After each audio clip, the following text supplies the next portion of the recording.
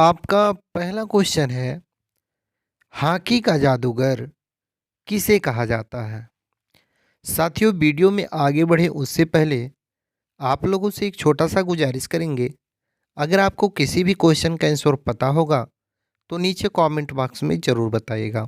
और साथियों, यदि आप किसी भी सरकारी नौकरी की तैयारी कर रहे हैं तो आपके लिए ये वीडियो मोस्ट इम्पॉर्टेंट होने वाला है, क्योंकि दोस्तों हम जीके जीएस से रिलेटेड टॉप 21 क्वेश्चन आंसर इस वीडियो में लिए हैं, जो आपके एग्ज़ाम के लिए मोस्ट इम्पॉर्टेंट है।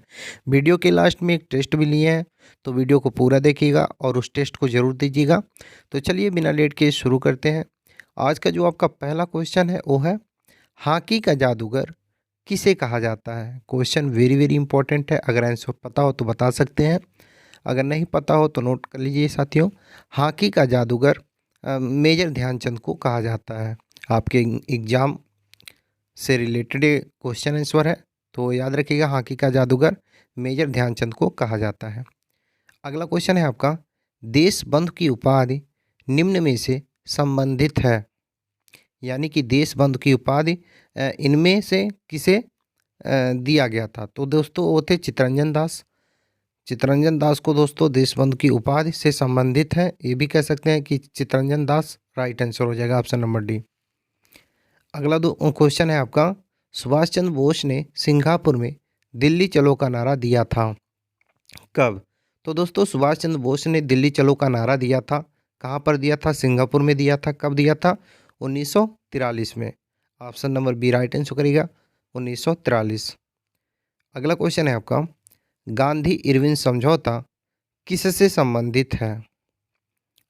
मोस्ट इंपॉर्टेंट क्वेश्चन आपके एग्जाम की दृष्टि से, तो राइट आंसर करिएगा। यानी कि गांधी इरविन समझौता संबंधित है सविनय अवज्ञा आंदोलन से। सविनय अवज्ञा आंदोलन से संबंधित है गांधी इरविन समझौता, ऑप्शन ए राइट आंसर करिएगा। और अगला क्वेश्चन है आपका, बौद्ध ग्रंथ ललित विस्तार में कितनी लिपियों का उल्लेख है? तो दोस्तों बौद्ध ग्रंथ ललित विस्तार में 89 लिपियों का उल्लेख है। 89 लिपियों का उल्लेख है बौद्ध ग्रंथ ललित विस्तार में, ऑप्शन डी राइट आंसर करिएगा। और आपका अगला क्वेश्चन है, जैन सूत्र में कितनी लिपियों का उल्लेख है? तो दोस्तों अगर हम बात करें जैन सूत्र में तो दोस्तों 18 लिपियों का उल्लेख है जैन सूत्र में। ऑप्शन नंबर जो आपका सी दिया गया है 18 और राइट आंसर हो जाएगा। और आपका अगला क्वेश्चन है, अशोक के शिलालेखों की क्या लिपि है? अशोक के शिलालेखों की क्या लिपि है? जब भी एग्जाम में क्वेश्चन है पूछे तो राइट आंसर बताइएगा, ब्राह्मी लिपि। अशोक के शिलालेखों की लिपि है ब्राह्मी लिपि। ऑप्शन नंबर जो आपका डी दिया गया है ब्राह्मी, राइट आंसर हो जाएगा। अगला क्वेश्चन है आपका, चोल शासकों की भाषा क्या थी? चोल शासकों की भाषा क्या थी? राइट आंसर करिएगा, तमिल। चोल शासकों की भाषा तमिल थी, option number A right answer करिएगा, तमिल। अगला क्वेश्चन है आपका, गोवा की स्वीकृत राजभाषा है इनमें से कौन? तो दोस्तों गोवा की स्वीकृत राजभाषा कोंकणी है। ऑप्शन नंबर जो आपका ए दिया गया है कोंकणी और राइट आंसर हो जाएगा, यानी कि गोवा की स्वीकृत राजभाषा कोंकणी है। अगला क्वेश्चन है आपका, भारत का प्राचीन भाषा है इनमें से कौन? यानी कि दोस्तों क्वेश्चन में भी पूछ सकता है कि भारत का सबसे प्राचीन भाषा कौन सा है, तो वो है दोस्तों संस्कृत, जिसे देवभाषा भी कहा जाता है। ऑप्शन ए राइट आंसर करिएगा। अगला क्वेश्चन है आपका, राष्ट्रीय साक्षरता मिशन की शुरुआत कब हुई थी? तो दोस्तों अगर हम बात करें राष्ट्रीय साक्षरता मिशन की शुरुआत कब हुई थी, तो राइट आंसर करिएगा 1988 में राष्ट्रीय साक्षरता मिशन की शुरुआत हुई थी। Option number B right answer करिएगा, 1988। अगला क्वेश्चन है आपका, इंदिरा गांधी राष्ट्रीय मुक्त विश्वविद्यालय की स्थापना कब हुई थी? तो साथियों इंदिरा गांधी राष्ट्रीय मुक्त विश्वविद्यालय की स्थापना 1985 में हुई थी। ऑप्शन नंबर जो आपका बी दिया गया है वो क्या हो जाएगा, आपका राइट आंसर हो जाएगा। 1985 में इंदिरा गांधी राष्ट्रीय मुक्त विश्वविद्यालय की स्थापना हुई थी। अगला क्वेश्चन है आपका, इंदिरा गांधी राष्ट्रीय मुक्त विश्वविद्यालय का मुख्यालय कहाँ है? तो दोस्तों इंदिरा गांधी राष्ट्रीय मुक्त विश्वविद्यालय की स्थापना 1985 में हुई थी और इसका मुख्यालय है नई दिल्ली में। ऑप्शन नंबर जो आपका ए दिया गया है नई दिल्ली, वो क्या हो जाएगा? आपका राइट आंसर हो जाएगा।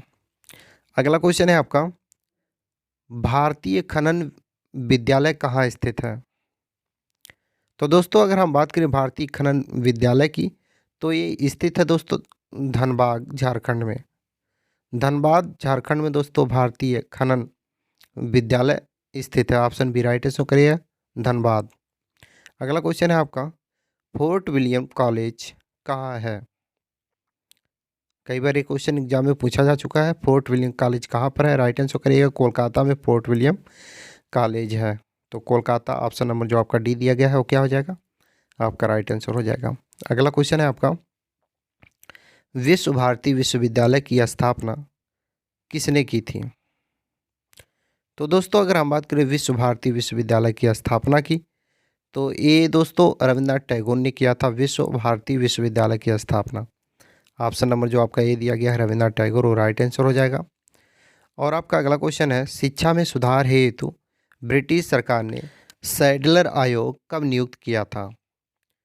तो दोस्तों राइट आंसर करिएगा 1917 में शिक्षा के सुधार के लिए ब्रिटिश सरकार ने सैडलर आयोग नियुक्त किया था। 1917 जो आपका ऑप्शन नंबर बी है वो राइट आंसर हो जाएगा। अगला क्वेश्चन है आपका, मुगल काल में किस भाषा को रेखताम कहा जाता था?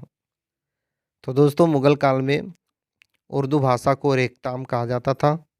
रेखताम, option number A right answer करिएगा, उर्दू भाषा को कहा जाता था मुगल काल में। अगला क्वेश्चन है आपका, भारत की किस भाषा को इटालियन ऑफ द ईस्ट कहा जाता है? तो दोस्तों इटालियन ऑफ द ईस्ट कहा जाता है तेलुगु भाषा को। ऑप्शन नंबर जो आपका सी दिया गया है, तेलुगु भाषा को इटालियन ऑफ द ईस्ट कहा जाता है। ऑप्शन सी राइट आंसर करिएगा। और अगला क्वेश्चन है आपका, देश के एकमात्र किस राज्य की राजभाषा अंग्रेजी है? तो दोस्तों याद रखिएगा, भारत का एकमात्र ऐसा राज्य है नागालैंड जिसकी राजभाषा अंग्रेजी है। नागालैंड, ऑप्शन नंबर जो आपका ए दिया गया है वो राइट आंसर हो जाएगा। आपका अगला क्वेश्चन है और इस वीडियो का लास्ट क्वेश्चन है। जैसा कि मैंने शुरू में आपसे बताया था कि वीडियो के लास्ट में हम एक टेस्ट लिए हैं, तो ये आपका टेस्ट है और इसका राइट आंसर आपको नीचे कमेंट बॉक्स में बताना है। क्वेश्चन है, उत्तर प्रदेश की राजधानी कहाँ है? क्वेश्चन मोस्ट इंपॉर्टेंट है और इस क्वेश्चन का राइट आंसर क्या होगा आपको नीचे कमेंट बॉक्स में बताना है, क्योंकि ये आपका टेस्ट है। मुझे विश्वास है आप अपना टेस्ट जरूर देंगे। बाकी आप लोगों को ये वीडियो कैसा लगा? अगर वीडियो ज़रा सा भी हेल्पफुल लगा हो तो वीडियो को लाइक करें और शेयर करें अपने अन्य साथियों के पास, ताकि उन्हें भी इस वीडियो के माध्यम से कुछ हेल्प मिल सके। बाकी साथियों, चैनल पर पहली बार आए हैं तो चैनल को सब्सक्राइब करके बेल आइकन को ऑन कर लें, ताकि जब भी जीके जीएस या करंट अफेयर से रिलेटेड कोई भी वीडियो अपलोड हो तो सबसे पहले नोटिफिकेशन आप तक पहुंच जाए।